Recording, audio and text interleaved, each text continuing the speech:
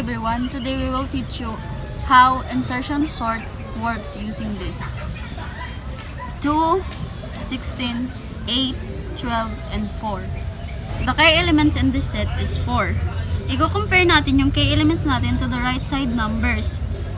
Since our k-element is smaller than 12, we will move the number 4 to the position of 12.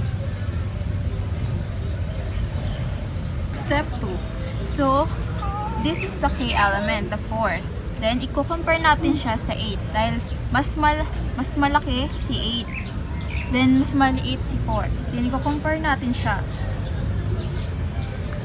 So, yung 4 nandito na.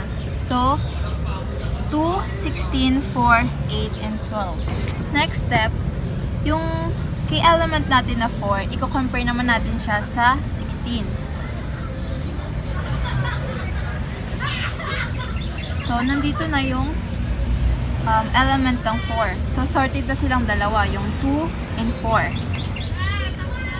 Then, yung current list niya is 2, 4, 16, 8, and 12.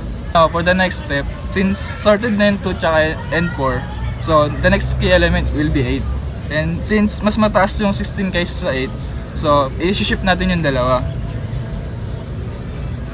So the list will be 2, 4, 8, and 16 and 12.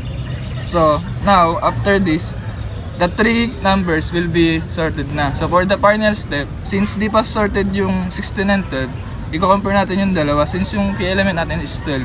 Pag-compare natin sila sa 16. So mas malaki yung 16 kaysa sa 12. So ipag-shift natin yung dalawa.